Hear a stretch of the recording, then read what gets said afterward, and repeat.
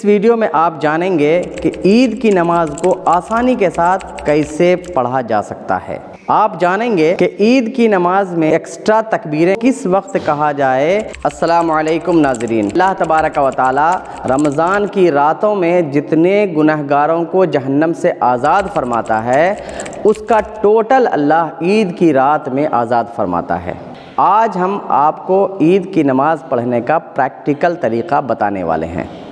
اگر آپ کو نماز پڑھنا نہیں آتا ہے تو اوپر آئی بٹن پہ کلک کر کے آپ نماز پڑھنے کا طریقہ دیکھ سکتے ہیں، سیکھ سکتے ہیں۔ اب ہم آپ کو بتاتے ہیں کہ عید کی نماز آپ کیسے پڑھیں گے۔ سب سے پہلے ہمیں عید کی نیت کرنی ہے۔ نیت دل کے ارادے کا نام ہے۔ اللہ کے رسول صلی اللہ تعالیٰ علیہ وسلم نے ارشاد فرمایا، صحیح بخاری میں یہ حدیث موجود ہے، انما الاعمال بالنیات، عمل کا دار و مدار نیتوں پر ہے۔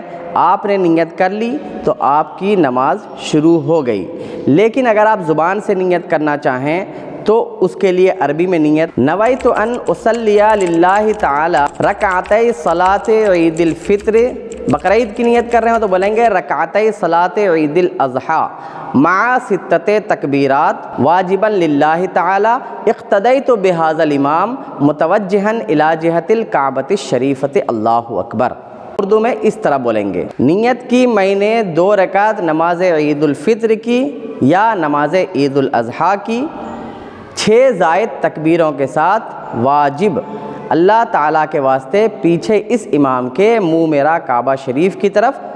اب اللہ اکبر امام صاحب کہیں گے، آپ کو بھی اللہ اکبر کہنا ہے۔ اور وہ طریقہ یہ ہے، عید کی دونوں رکعتوں میں 3 ایکسٹرا تکبیر کہی جاتی ہے۔ آپ کو بس اتنا یاد رکھنا ہے کہ پہلی رکعت میں امام کی قرات سے پہلے 3 تکبیر ہوگی اور دوسری رکعت میں امام کی قرات کے بعد 3 تکبیر ہوگی۔ تو اب آپ نے نیت کر لی ہے، اللہ اکبر، ثنا پڑھنا ہے، سبحانک اللہم و بحمدک و تبارک اسمک و تعالی جدک و لا الہ غیرک۔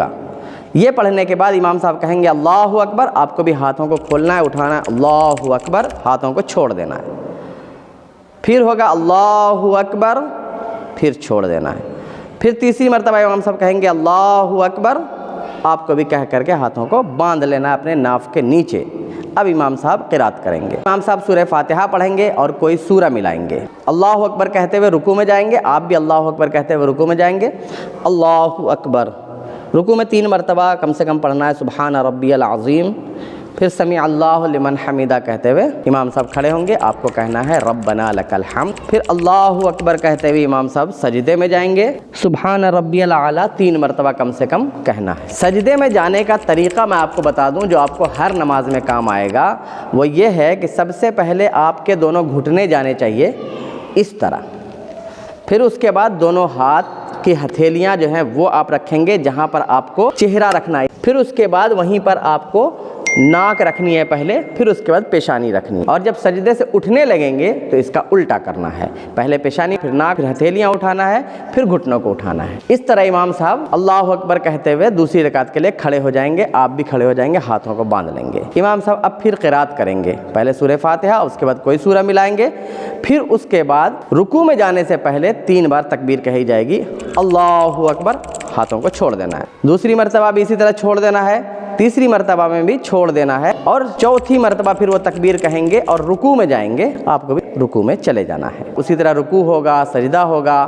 پھر تشہد میں بیٹھیں گے۔ یہاں پہ ہمیں التحیات پڑھنا ہے، اور جب ہم اشہد ان لا الہ پر آئیں گے تو اشہد جب بولنے لگیں گے تو اپنے ہاتھوں کو اس طرح سے حلقہ بنائیں گے اور شہادت کی انگلی کو اٹھائیں گے، اور جب اشہد ان لا الہ بولیں گے تو انگلی کو ایسے اٹھا لیں گے، اور جب الا اللہ بول لیں گے تو ہاتھ کھول دیں گے۔ اس کے بعد درود ابراہیم، پھر اس کے بعد دعائے معصورہ آپ پڑھیے۔ امام صاحب کہیں گے السلام علیکم ورحمۃ اللہ، آپ کو بھی کہنا السلام علیکم ورحمۃ اللہ، السلام علیکم ورحمۃ اللہ، پہلے داہنی طرف، اس کے بعد بائیں طرف۔